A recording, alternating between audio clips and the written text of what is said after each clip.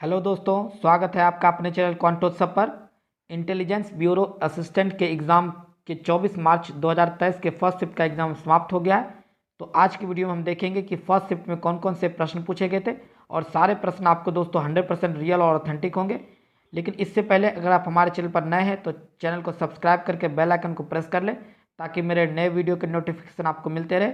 और अगर आपको इस वीडियो की PDF चाहिए तो आप हमारे टेलीग्राम चैनल से जुड़ सकते हैं। तो चलिए बिना देरी के वीडियो को शुरू करते हैं। देखिए दोस्तों, पहला प्रश्न आया था कि जीरोप्थेलेमिया जो है किस विटामिन की कमी से होता है। तो यह विटामिन ए की कमी से होने वाला रोग है।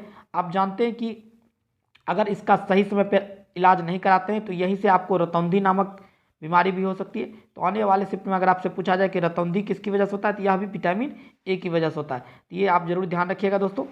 अगला प्रश्न देखिए, पूछा गया था कि 2021 की जनगणना के अनुसार भारत की जनसंख्या कितनी है।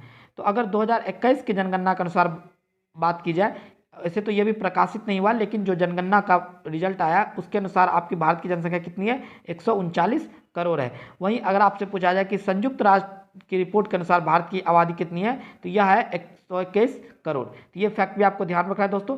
देखिए दोस्तों, कुछ स्टूडेंट के द्वारा भारत की जगह तमिलनाडु की बात की गई थी, तो आप ये भी ध्यान रखिएगा। अगर आपसे तमिलनाडु की जनसंख्या पूछी जाए तो यह कितनी है दोस्तों, 8,36,97,770। ये फैक्ट भी आपको ध्यान रखना है।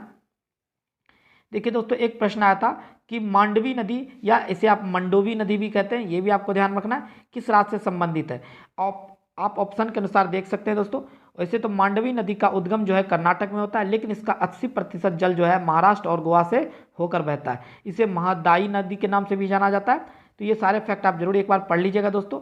ये PDF मैं आपको टेलीग्राम पे डाल दूंगा, आप वहाँ से इसे प्राप्त कर सकते हैं।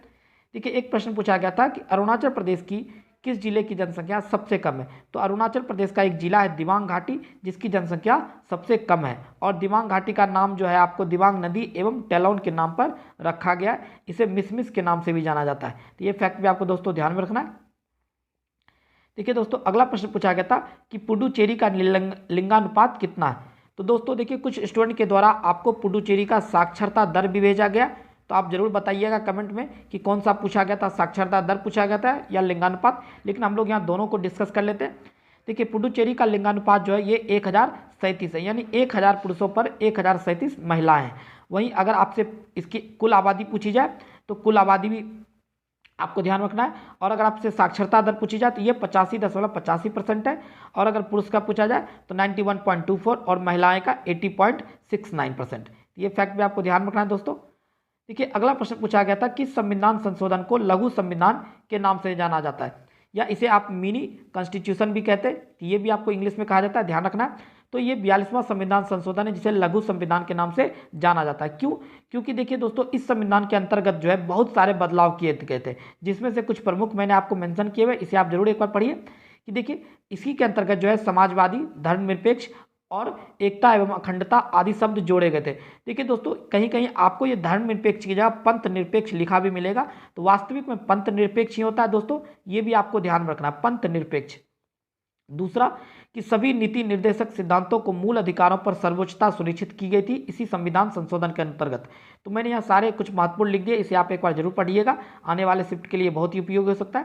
देखिए, एक प्रश्न पूछा गया था कि अनुच्छेद 149 का संबंध किससे है। दोस्तों, अगर आप हमारे टेलीग्राम चैनल से जुड़े हैं तो वहाँ मैं आपको ये सारे PDF मैंने आपको SSC GD के एग्जाम में, CGL के एग्जाम में सारे एक्स्ट्रा फैक्ट में आपको बताए थे कि 149 का संबंध जो है भारत के नियंत्रक और महालेखा परीक्षक की सलाह पर संघ और राज्यों के खातों को राष्ट्रपति द्वारा निर्धारित रूप में रखा जाएगा। तो ये ध्यान रखना। अगर आपसे पूछा जाए कि अनुच्छेद 148 का संबंध, तो यह देखिए कैग से संबंधित है। इसकी नियुक्ति राष्ट्रपति करते हैं और इसका मुख्य कार्य क्या होता है, सरकार द्वारा सार्वजनिक धन का आय व्यय का लेखा जोखा रखना। वहीं अगर आपसे पूछा जाए कि आर्टिकल 76 में किसका वर्णन है, तो यहाँ महान्यायवादी का वर्णन मिलता है दोस्तों।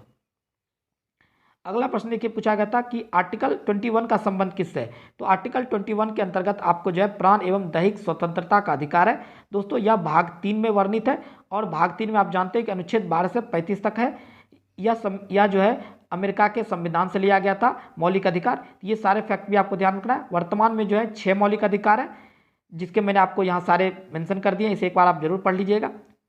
देखिए दोस्तों, अगला प्रश्न पूछा गया था कि किस भाग में संघ का संविधान है। तो भाग 5 में जो है संघ का संविधान है। वही भाग 1 में संघ और उसके क्षेत्र है।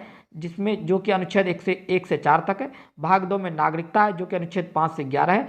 भाग 3 में मौलिक अधिकार है जो कि अनुच्छेद 12 से 35 तक है दोस्तों।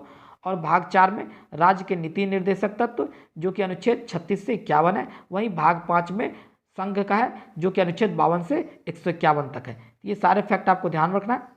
अगला प्रश्न देखिए पूछा गया था दोस्तों कि सांची स्तूप का निर्माण किसने करवाया था। तो यह सम्राट अशोक के द्वारा बनवाया गया था दोस्तों।